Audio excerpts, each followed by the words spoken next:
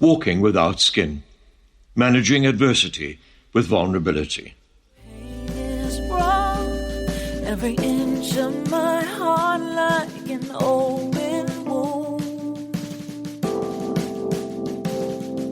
I can't go on, I'll drown if I don't stop the bleeding soon.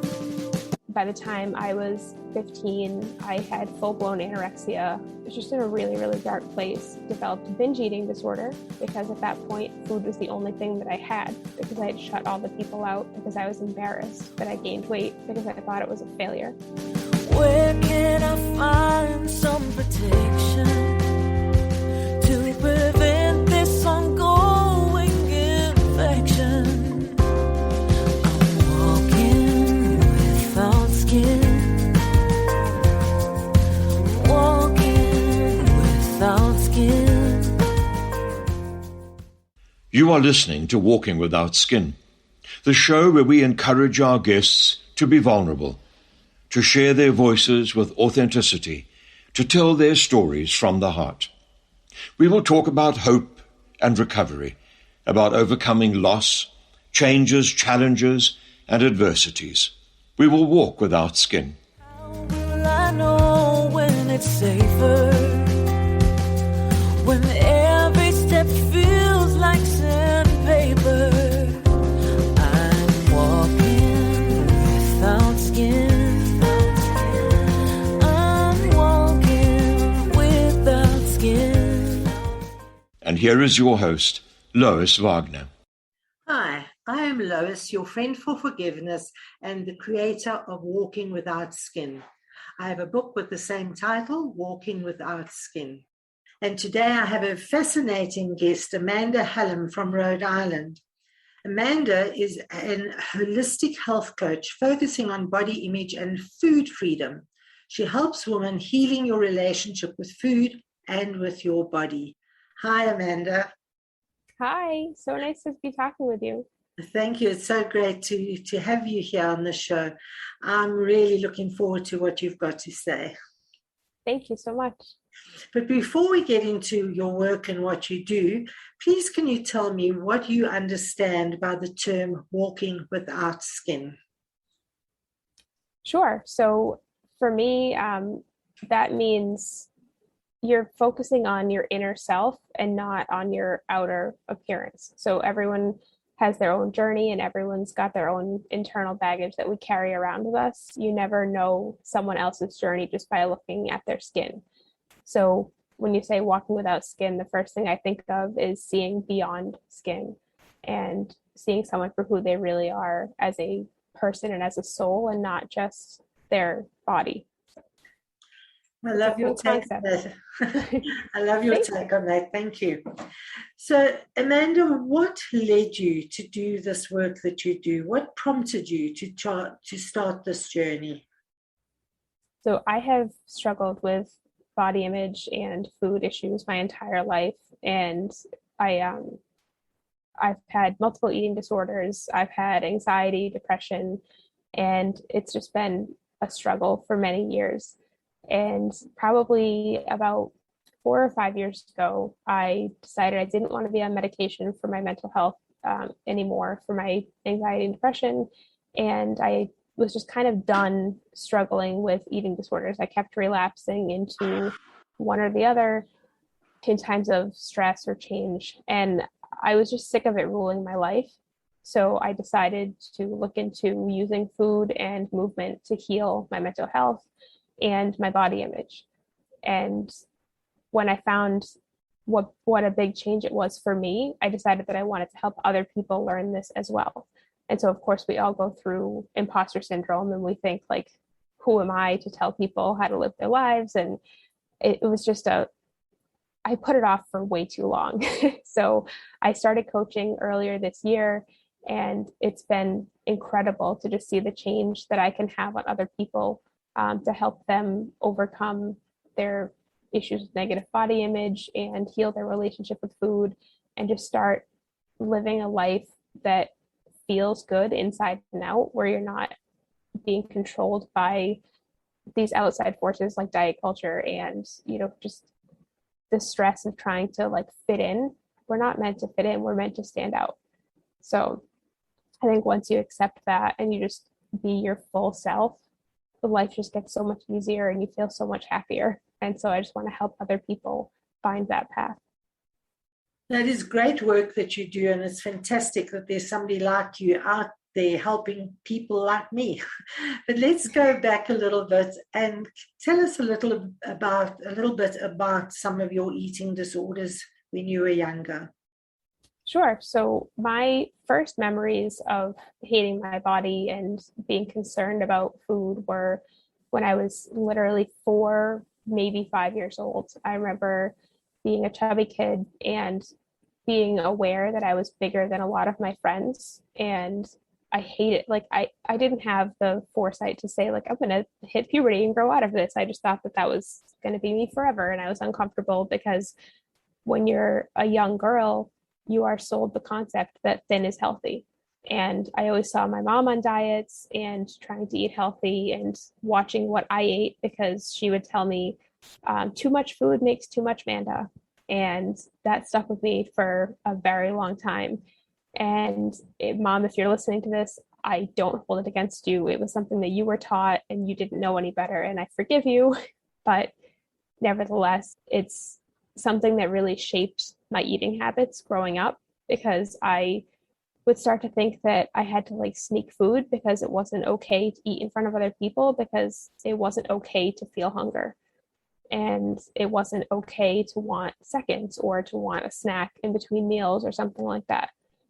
So it turned into, I would say by like preteen years, 11, 12 years old, it turned into orthorexia, which is ultimately an obsession with like clean and healthy eating, with exercise, with kind of doing everything like quote unquote the right way. So I would just be really careful about what I ate, make sure that I wasn't eating too much, try to eat, all the healthy foods instead of junk food.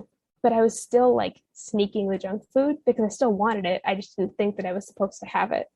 By the time I was 15, I had full-blown anorexia. I lost a lot of weight in a very short amount of time. I think my lowest, I was down to about like 95 pounds. And for reference, I'm 5'5". So I was very thin. I was hospitalized multiple times and just wasn't, I couldn't see it. Like I couldn't see what I was doing to myself. And so I wasn't ready to change, because here I was thinking like, well, I'm just doing the right thing. I'm just being healthy. I'm just eating healthy foods. When in reality, I was eating like 300 calories a day and then still trying to burn them off because I just wanted to be like net zero. And it was incredibly unhealthy and obviously not sustainable. So I went to college when I was 18. I decided that I was going to like reinvent myself. No one there knew me. And I thought, I'm going to eat normally. I'm going to be a whole new person. I am going to leave this thing behind. I was finally ready to let go of the anorexia. Well, the problem with that is when you restrict for so long and when you deprive your body for so long, it starts to hoard every nutrient that it can get its hands on. And so I gained a bunch of weight very quickly from eating, what a normal person would eat, and still relatively healthy, right? Because I wasn't just going to dive into like pizza and ice cream and all that stuff. It was just the fact that I was taking in actual like sustainable levels of calories and my body didn't know how to handle it. So I gained a bunch of weight. My anxiety and depression went through the roof. I actually like kind of didn't leave my dorm room for weeks at a time. And it's just in a really, really dark place. Developed binge eating disorder because at that point, food was the only thing that I had, because I had shut all the people out, because I was embarrassed that I gained weight, because I thought it was a failure. I thought that, I had made this name for myself as like the skinny one and like the person who had all this control over food and over herself. And I had lost all of that. So I thought that it just, with it, my value went away. It was really, really tough. So I dropped out of school. I came home and was still binge eating, but I started to realize that like all my friends back home didn't treat me any differently. They didn't care what I looked like. They just wanted me to be healthy and they wanted me to be okay. So they were upset that I was like, you know, sad and beating up on myself. And they just wanted me to like feel okay and to be happy. And that was kind of the first time that I realized it doesn't matter what your body looks like. If you've got the right people around you, they're going to love you no matter what. And of course, it took years beyond that to heal because it wasn't just like, you know, snap your fingers and everything's okay. But I did start to kind of crawl out of that hole of like, you know, relying on food for everything. I mean, for comfort and for stress. Like I stopped turning to food for everything, and I would turn to my friends and say like, hey, I'm having a really hard time right now, and started going back to therapy to work on my mental health. It just was a long, slow road out of it, but that was kind of the catalyst, was just coming home and realizing that like these people are all still here for me no matter what, and finally allowing those people into my life. And now I am 36. I consider myself fully recovered. I think that I have been for the last few years. Like I said earlier, I've been off of medication for 4 or 5 years now. So everything that I do is through self-care, food, nutrition, movement, gratitude practices, meditation, and I'm just very dedicated to those practices to maintain my level of happiness and my quality of life. Now, what is your relationship with food now? Do you have that piece of chocolate or that ice cream or that pizza? Absolutely. And I enjoy it. So I don't like, I'm not an intuitive eating coach. I'm not like certified. I didn't, you know, I haven't done the certification for that, but I do follow the principles of intuitive eating for myself and for my clients. And so what intuitive eating is just listening to your body and paying attention to how the food you eat makes you feel. So for instance, we will get Chinese food from time to time. My husband loves it. I have a love-hate relationship with it because I like to eat it, but it doesn't feel good in my stomach. So there are times where I will like, you know what, like I just really want to eat a spring roll or something. And I'll do it, but I'll know that like I'm not going to feel great the day, you know, the next day. And I know that that's not going to ruin me for life. It's just sometimes you have that treat and then you move on. Like if I have a craving for something, so Reese's peanut butter cups are like my favorite snack. And I don't eat them all the time, but when I have a craving for one, you better believe I'm going to eat it, because otherwise I'm chasing that craving, eating all these other things that are not Reese's, trying to avoid the thing that I actually want, when you can just eat what you're craving, get over it, and move on. So yeah, I eat pizza, I eat ice cream. I am vegetarian, but I've been vegetarian for most of my life, just a personal preference. But I do enjoy food, and I don't worry about how many calories it has. I don't pay attention to, you know, if I have moved, like exercised enough that day to earn my food. Like that's another thing that I used to worry about, is like earning the food that I was eating. Whereas now I know that just by waking up in the morning and existing, I've earned my food for the day. So it's a great feeling to have that mindset shift of like, food is not the enemy. It's not good or bad. It's just here to keep us alive and to provide us with nutrients and keep our bodies functioning. What are some of the processes that you take your clients through? How do you help them start their journey? So my first step is the first week that I work with a client, I always just have them track their food. And I don't do a typical food journal. So I'm not asking them to track calories, portion sizes, macros, or anything like that. I just have them write down what they eat in a day, so that I have a baseline of like what their normal diet looks like. I don't tell them to change anything. I just want to know exactly like what they've been doing. And then the next week, we will move into paying attention to how the food makes them feel. So if they eat something and they feel energized afterwards, if they eat something and maybe they ate a little too much and they feel overfull, we start paying attention to hunger cues, because a lot of the time from restrictive eating or from years of dieting, our hunger cues are completely out of whack, and we don't even fully understand when our body needs food and when it's done.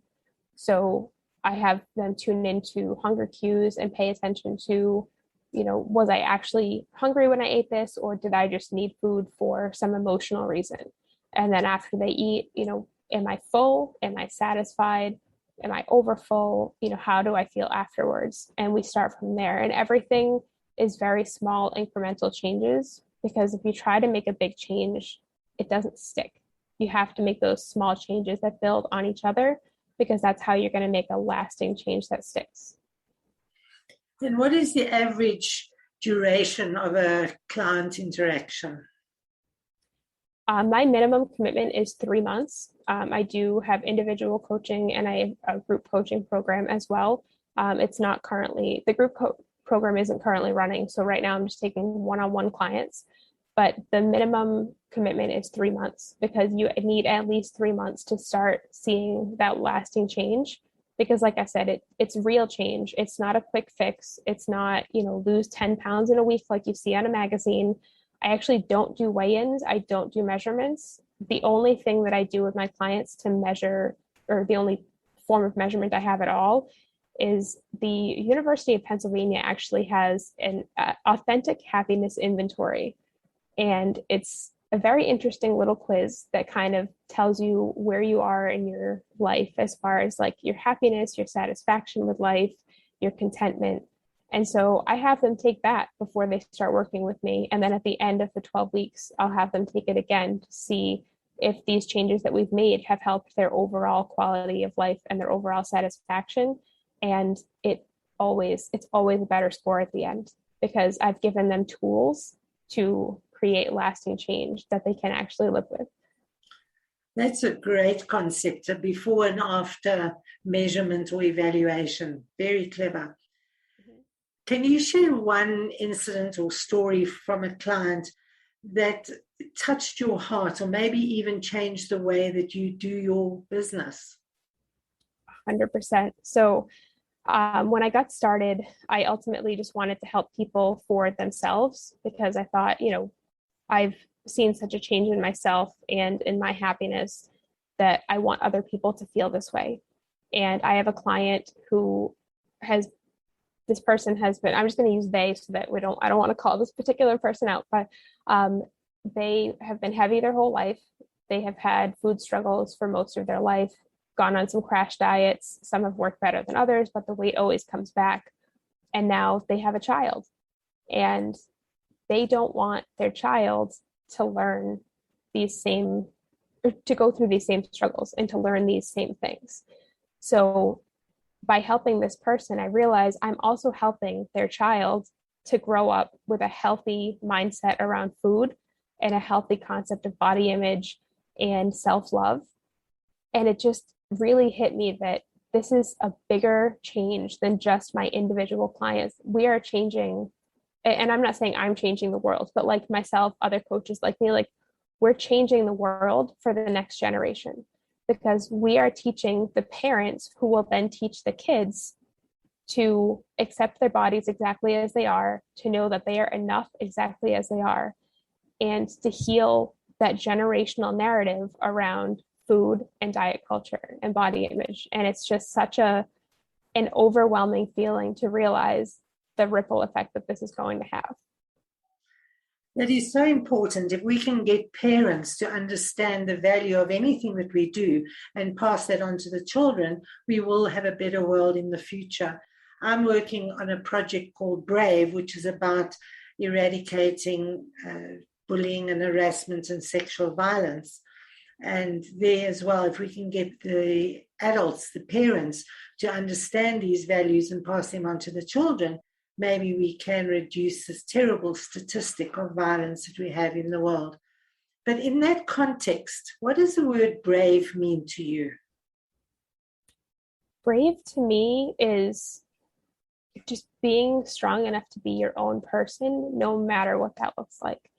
So a lot of times, especially as kids, we want to fit in and we want to kind of be part of the status quo and do things because our friends are doing them, look a certain way because that's what celebrities look like or our role models look like. And brave to me is just being 100% your own person, no matter what. And the right people are always going to find you as long as you are authentically yourself. Love that definition. What is the best advice you've ever been given? Oh boy. I would have to say, don't give up, because everything is temporary. And so if you're in a bad situation and it just makes you want to throw in the towel and you're like, I don't see how anything could ever get better, it's going to get better. And I look back at the younger version of myself, and she just wanted to, she just wanted to be done. She wanted, like, I did attempt suicide a couple of times, but for the most part, I just felt like if life would just end for me, like I didn't want to take the action to do it because I was so stuck that I couldn't even take the action to end it. And so I ultimately just kind of gave up on myself. I gave up on life. And like I said, when I was in college, I mean, I didn't come out of my room for like weeks at a time because I just didn't have the energy I didn't have the faith that anything was ever going to change. I thought this was going to be this way forever. And so if I had to go back and give advice to myself, or, advice that I've learned from other people, is just never give up, and never give up on yourself, because it's always everything always changes, but it can change for the better if you just let it happen. Is there one distinct moment where you said, now I'm going to start working on my body image?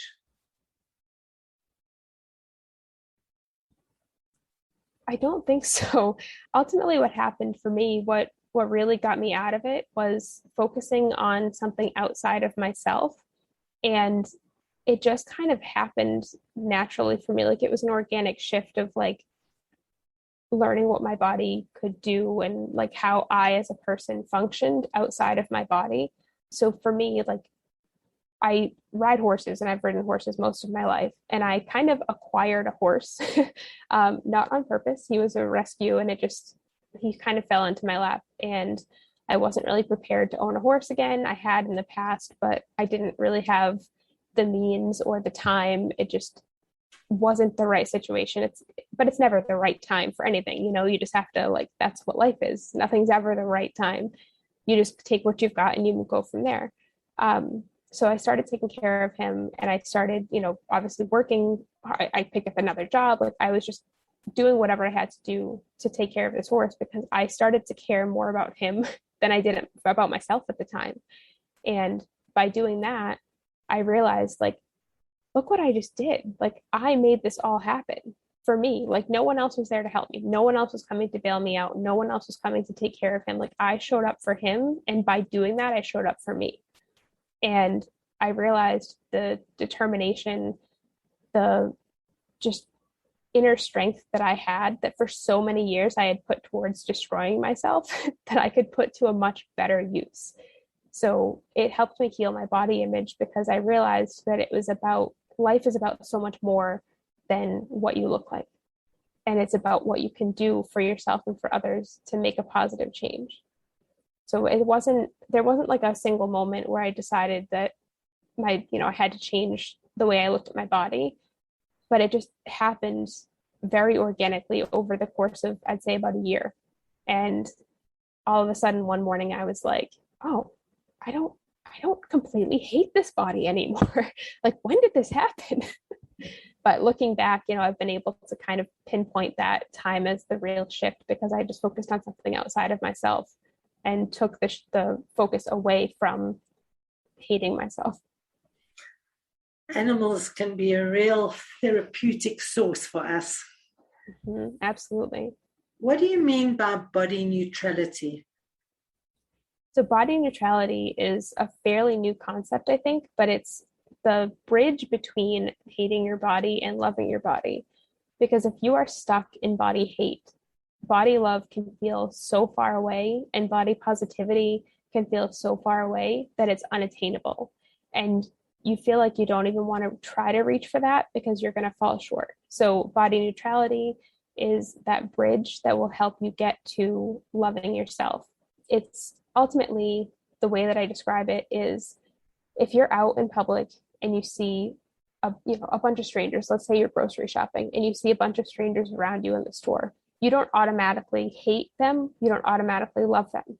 you just are neutral. It doesn't matter. They're doing their thing and you're doing your thing, and they don't affect you in any way, like to your core. So if you can get to the point where you just see your body as a body and you kind of detach from your body, because we are not our bodies. We are a soul, we are a spirit, we are a person that is in this body while we're here on earth, and it's the only one you get. So the end goal is to just make peace with it, because this is what you're in forever. It's like if you're driving a car that you don't love, but it's the only car you have, like if it breaks down, you're going to fix it because you need that car. So it's the same concept with our body. Like you just have to accept that this is the one that you're in and you don't get a second shot.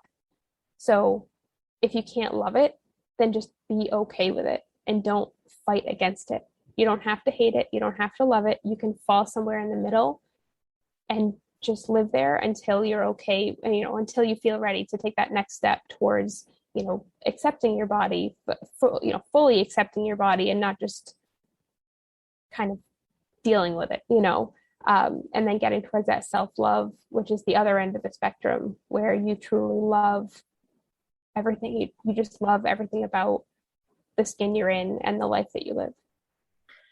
How do we manage all those beautiful, gorgeous, sexy models and actresses that we are bombarded with every day? So you've got to realize that they are human, just like we are, and you are seeing a highlight reel of their lives. You're seeing a lot of airbrushed photos, Photoshopped photos, and you don't see the behind the scenes stuff where there is what we call an opportunity cost of being that thin, that fit.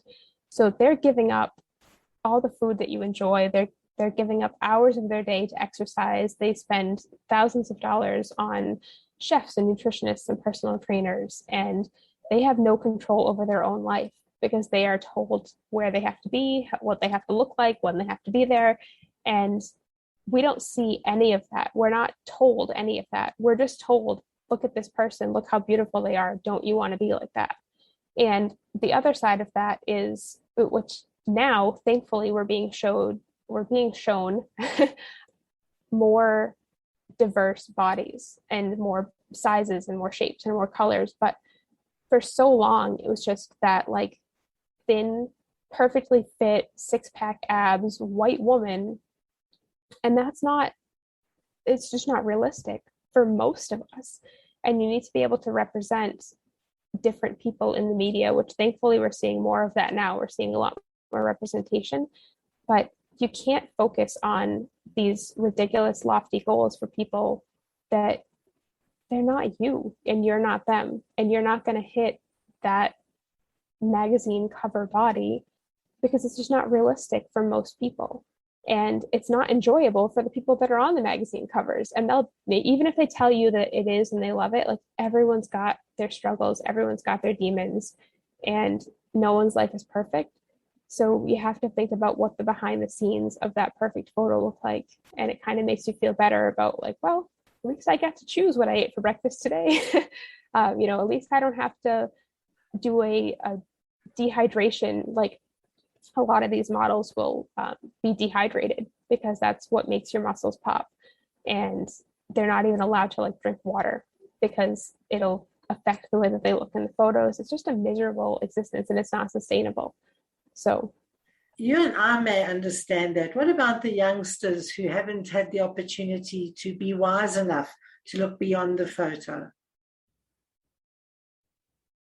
I think that this is where the work with the parents comes in, because if a parent can educate their child on the things that are going on behind the scenes, they can start to understand that it's not realistic. So obviously you can't believe everything that you see on TV. You can't believe everything that you see on the internet, and you can't believe everything that you see on a magazine cover. So it comes down to the adults just stepping in and saying, well, this photo might be edited, or maybe this person, and they don't need to get into the full detail about like the model's probably dehydrated. Like that's a bit much for a kid to understand and to comprehend. But you could explain to them that it's marketing. they're ultimately just selling you this particular image, and they're telling you that this is the only way to be, when in reality, however you are is exactly the way that you should be. And you're not wrong just because you don't look like the model on the magazine cover.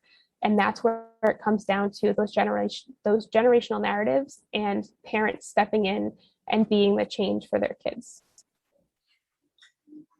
If you could have a billboard on the side of the road, what would you have on that billboard? I think, honestly, I think it would just say, you are enough. Because that's something that we all need to hear. You are enough exactly as you are. You don't need to wait until you are a certain weight or a certain look to be good enough to be worthy of love. Like, you are enough exactly as you are right now. And if you want to make changes to yourself for your own well-being, then that's great, but do it for yourself. Don't do it for anybody else. Good advice. How can our listeners reach you? So I am on Instagram at Amanda L. Hallam, Hallam. And I'm also on Facebook, but I primarily keep my Facebook for friends and family. So follow me on Instagram. I do have some free offerings that I'm going to be linking in my Instagram shortly. So I have one course, I think I sent you the link for, that is all about emotional eating. And I also have a self-talk 14-day challenge, which I'm just launching. So that's a brand new thing that's going to be linked on my Instagram. So you can click over to that, and we are going to be just diving into self-talk. And I think that's a big barrier for getting it. It gets in the way of a lot of things that we want in life, because we tell ourselves that we're not good enough. We tell ourselves that we're not worth making a change. And so then it stops us from doing the things that we really want to do. So how you talk to yourself is so incredibly important for everything you do in life. So my 14-day self-talk challenge is a game changer. And like I said, that's going to be linked on my Instagram at Amanda L. Hallam. Great, guys. Do reach out to Amanda. I think her program is fascinating and can certainly help you get onto a whole new road of energy and healing. And I'd like to invite all of you as well to contact me on walkingwithoutskin.com, where you can book a free half-hour coaching conversation with me. Thank you so much, Amanda, for joining us today. Thank you. And I'd like to invite all of our listeners to fly free. Thank you for listening to Walking Without Skin. We would love your feedback, opinions, suggestions, and ratings. Please share this podcast far and wide to encourage more people to share their stories with vulnerability and authenticity. I